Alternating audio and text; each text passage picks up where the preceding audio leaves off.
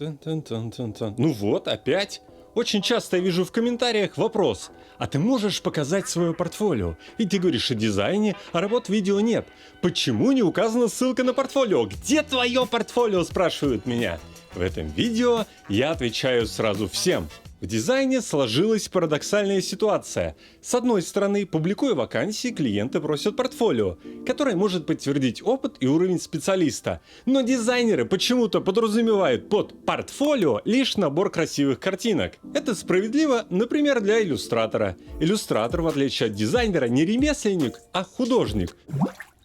Он должен выбрать для себя какой-то интересный стиль, нарисовать в нем множество картинок и ждать, когда ему повезет, и этот стиль станет востребованным. Или когда он сам прославится, и его подпись под работой будет что-то значить. Или, например, matte painting. Это, скажем так, высший уровень коллажирования, когда из множества фотографий специалист делает новую фотореалистичную работу. Это часто применяют в кино, чтобы нарисовать задний фон. На первом слое актеры и 3D, а позади них нарисованный в фотошопе фон. Тут действительно клиент может оценить работы и понять, подходит ли ему такое качество работ или нет. Дорогие друзья, а я напомню, что в описании к этому видео есть ссылки на 2 самых лучших агрегатора курсов. Они пригодятся вам в ситуации, когда все школы пытаются немножко преуменьшить цену своих курсов. Именно в агрегаторе вы можете узнать реальную цену каждого курса. Переходите по ссылкам и выбирайте. Ну или, например, 3D. Там тоже все очень сложно. Свое изучение 3D Max я остановил много лет назад, когда столкнулся с подповерхностным рассеиванием для реалистичной имитации кожи. Там тоже по картинкам будет понятно, владеет ли дизайнер технологиями, умеет ли он настраивать рендер и работать со светом, ну и так далее. Всем этим ребятам подойдет портфолио из картинок, но не дизайнерам сайтов и приложений и UI UX. Вот вы хоть раз видели, чтобы портфолио спрашивали у менеджера проектов или медиабайера? Это, кстати, тот, кто покупает места для размещения баннеров в интернете. Для компании это супер доходное направление деятельности. И часто бывает так, что именно отдел размещения баннеров кормит все агентство, пока креативщики работают в минус. Для этих специалистов важны результаты их работы, цифры, а что важно для дизайнеров? Недавно я участвовал во встрече продуктовых дизайнеров с клиентом. Все, что там происходило, можно было кратко описать в виде нескольких комментов в Figma. Но 2 часа эта встреча продолжалась. Дизайнер долго и монотонно рассказывал, какие правки он применил с прошлой встречи. Потом клиент долго рассказывал, какие новые правки нужно внести. Ну, просто уши в трубочку сворачиваются. И первая моя мысль была, что ребята просрали кучу времени. А потом я думаю, дизайнерам за это платит клиент, а менеджерам со стороны клиента за это платит их компания. Вот сидят они в красивом офисе в Москва-Сити, смотрят в окошко, вносят правки, рабочее время идет, деньги капают. У нас в странах СНГ, к сожалению, работа в творческих сферах не привязана к результату. То есть для менеджеров со стороны клиента и для агентств не надо придумывать ничего прорывного, чтобы увеличить личный доход. Прорывное рискованно. И главное для них спокойно отсидеть какое-то определенное время на своем рабочем месте, без крупных косяков, и перейти с повышением в другую компанию. Поэтому ребята 2 часа сидят и думают, чего бы такого еще обсудить. Получается, что дизайнеру платят за то, чтобы он отсидел 2 часа, принял комменты, ответил клиенту и при этом желательно произвел хорошее впечатление. Как он может эти свои умения показать через картинки на Behance? Ну как?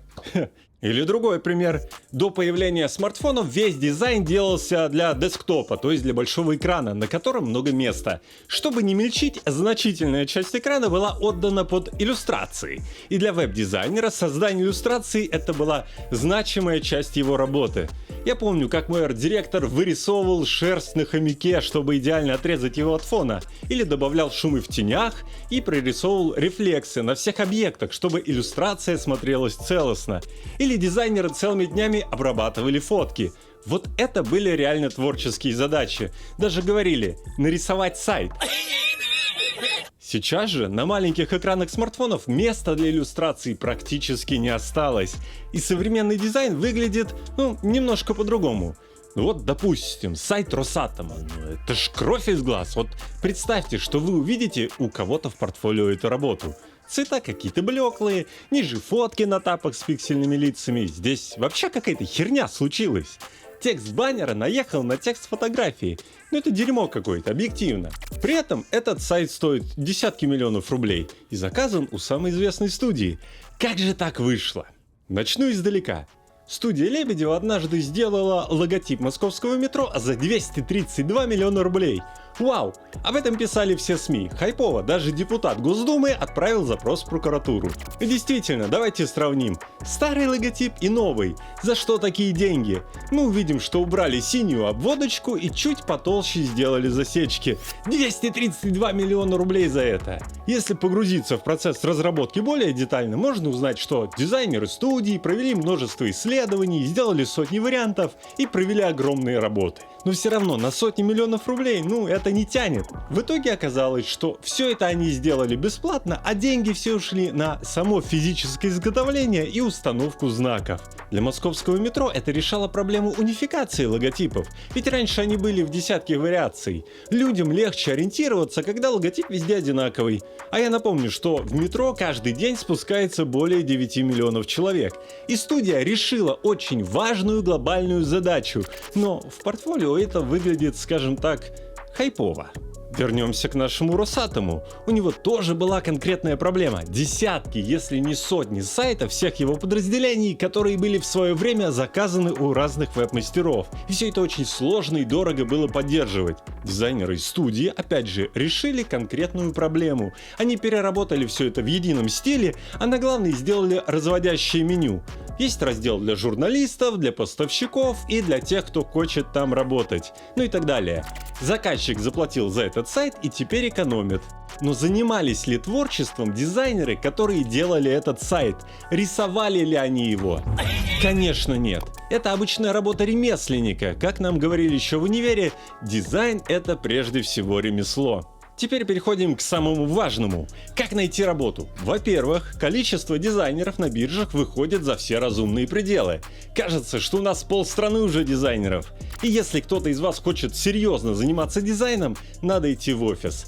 Хотя бы на первых порах. Это даст вам доступ к реальным проектам от крупных заказчиков и прокачает вас как дизайнеров. Второе, чтобы попасть в студию, нужен опыт работы и телефоны ваших бывших руководителей, которые могли бы что-то о вас рассказать. Но что делать, если у вас нет опыта работы? Ведь это ж получается замкнутый круг. Для начала общения с работодателем было бы неплохо иметь пару хороших работ. Так вы покажете, что владеете основами фигмы. Но дальше вам в любом случае дадут тестовое задание. Есть очень много споров, стоит ли их вообще делать. Конечно, мелкие компании, особенно анонимы из Телеграма, могут украсть вашу работу. Поэтому я предлагаю писать только в крупные компании. И писать массово. Ребята, минимум 100 писем в день. И повторяться в одну и ту же компанию можно. Все в ваших руках. Что же касается моего портфолио, у меня его нет. Я работаю исключительно с постоянными клиентами и с теми, кому они меня рекомендуют. Обычно это называют каким-то принижающим словом сарафан, имея в виду сарафанное радио. Но только так и работают дизайнеры. Если студии нужен дизайнер, middle или senior, они его перекупают у другой студии. У нас в студии был случай, когда взяли суперспециалиста с красивым портфолио. Оказалось, что он эксперт по 3D и по иллюстрациям. Но когда надо просто нормально расположить текст на страничке и поправить его 10 раз по комментариям клиента, он не смог. И через месяц директор вынужден был с ним распрощаться. Хотя до этого прям нахваливал его. Он должен был чуть ли не на новый уровень вывести нашу студию. Поэтому все только по знакомству. Да и сами студии, как они находят заказы? Они участвуют в закрытых тендерах, куда их приглашают клиенты, основываясь на отзывах других клиентов. Резюмирую. Если вы только начинаете, то пара картинок на Behance, чтобы показать свою аккуратность и умение владеть фигмой, не помешает. Но это все равно не избавит вас от тестового задания. Но дальше знакомьтесь с людьми и стройте карьеру. Спасибо, что досмотрели это видео до конца. Подписывайтесь, ставьте лайки, и мы с вами увидимся совсем скоро в новом видео. Всем пока!